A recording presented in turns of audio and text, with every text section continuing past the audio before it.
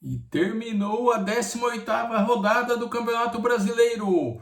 Com essa vitória do Corinthians lá no Sul e com os demais resultados, saltamos para 10º lugar e já estamos na primeira página da tabela. Salve, salve, fiel! Aqui é Herança Corintiana. E com essa vitória, o Corinthians saltou da 15ª posição para a 10ª. E agora, com a parada da Copa do Mundo, todos nós, todos os corintianos vão ficar mais tranquilos para o segundo semestre. E antes de eu apresentar os resultados e a classificação do Coringão, eu gostaria de fazer um pedido para você.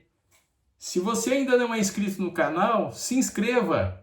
Se está curtindo o vídeo, deixe o seu like e deixe a sua opinião nos comentários, que é muito importante para o crescimento do canal. E vai Corinthians! E agora eu vou deixar os resultados aqui, vamos dar uma passadinha rápida pelos todos os resultados da 18ª rodada. Vamos lá então, se liga aqui na telinha aqui. Flamengo ganhou do Coritiba 3-0, o Atlético Paranaense 1-0 no Mirassol, Grêmio 1, Corinthians 3 e poderia ter sido muito mais. Eu vou deixar um card do vídeo que eu fiz além do resultado sobre essa partida que mudou tudo para o Corinthians. Tivemos também Bahia 2, Botafogo 1, resultado bom para nós. Santos 3, Vitória 1, jogo bem feio, hein? Tivemos também Bragantino, ganhou do Chorolado por 3-1. O Vasco perdeu em casa mais uma, Renato Gaúcho, para o Atlético Mineiro. O rival ganhou daquele jeito, hein? Daquele jeito, com a ajuda do VAR para cima do último colocado. Que vergonha.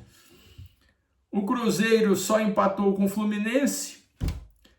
E o Remo mandou bala no São Paulo, do professor Pardal, que não ganhou ainda, não sabe o que é vitória, hein?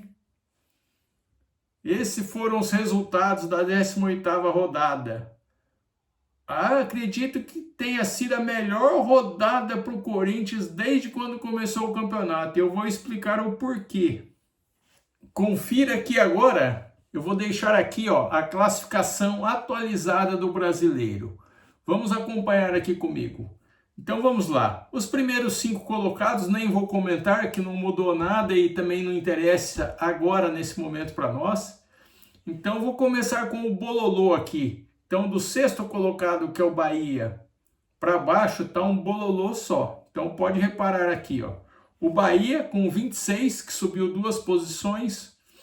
O Coritiba, 26, caiu uma. O São Paulo caiu mais uma posição com 25. O Atlético Mineiro, que venceu, subiu 3 posições. Então já está com 24 pontos. E em 10º lugar, o Coringão. O Coringão está aí, 10º lugar, 24 pontos. E confira aqui, o detalhe. Subiu 5 posições. Então foi o maior vencedor da rodada.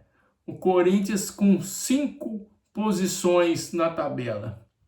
Por isso que eu disse que foi uma das melhores rodadas, se não foi a melhor para o Corinthians até agora. Foi ótimo, porque chegou em 10º e outra. Tá na primeira página, aquele detalhe da primeira página. Tá bem longe agora da zona de rebaixamento. Então isso aqui ficou para a parada da Copa, eu diria que foi perfeito. E olhando mais aqui abaixo, pode ver que tem o Cruzeiro ali que empatou, caiu 2 posições. O Botafogo caiu 2, o Vitória caiu 2. O Internacional, o Chororado, o time mais chorão do Brasil, caiu uma posição. Então, todos esses times o Corinthians ultrapassou na tabela nessa rodada.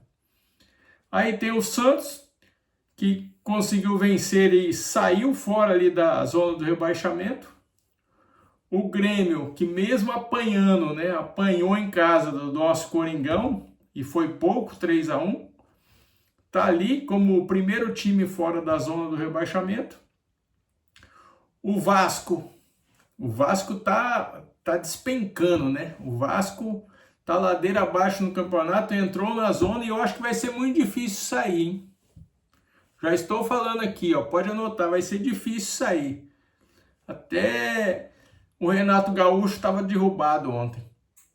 Aí depois o Remo, que conseguiu vencer o São Paulo. O Remo, apesar de estar em 18º, na minha opinião, é o pior time do campeonato. E será o nosso próximo adversário. Eu vou falar logo, logo. Depois veio o Mirassol, que perdeu. Aliás, esse jogo do Mirassol, hein, teve aquele lance.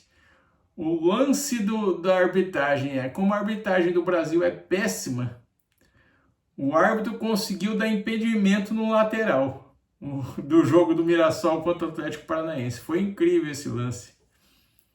E aí, em último lugar, a Chapecoense, né, que ia conseguir um bom resultado se não fosse o VAR, se não fosse todo esse esquema de arbitragem aí pro rival, né? Então é isso. Resumo. Nossa tabela, 5 posições, subimos demais, tá excelente. Parada da Copa, um alívio grande agora pro Coringão. E como eu havia falado de Corinthians e Remo, então vamos conferir aqui, eu vou deixar os próximos jogos. Vamos conferir então a próxima rodada, que vai ser a última rodada do primeiro turno e que só vai acontecer depois da Copa do Mundo, em 22/7. Aí pode ter um jogo ou outro que sofre alguma alteração ali no calendário, por conta de transmissão, né, de TV, mas não vai mudar muito sobre isso. Então vamos lá, rapidamente, Fluminense e Bragantino, Botafogo e Santos, então são times que têm impacto aí pro Corinthians, né? São Paulo e Atlético Paranaense, São Paulo empatando ou perdendo, o Coringão ganha do Remo e já passa o time da Vila Sônia aí também.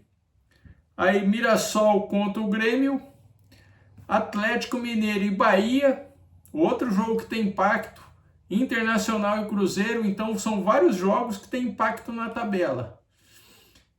Coritiba e o rival, Vitória e Vasco, clássico dos desesperados, e Chapecoense e Flamengo. Então essa será a rodada, a 19ª rodada, que será a última rodada do Brasileirão, do primeiro turno, hein? Só depois da Copa. Então, fazendo um prognóstico aqui, o que pode acontecer na próxima rodada? Só fazendo esse exercício aqui, o que pode acontecer? O Corinthians, em teoria, tem um jogo fácil. Teoria, né? Porque sabe como que é futebol. Um jogo fácil contra o Remo na Arena. Então, o Corinthians vencendo, provavelmente ele deve subir mais algumas posições. Então, vamos para a Copa do Mundo com excelentes perspectivas aí para o retorno do Brasileirão pós-Copa. E agora, para fechar, os jogadores terão férias, depois terão uma intertemporada, onde o Diniz vai ter tempo para treinar, enfim, treinar bem a equipe.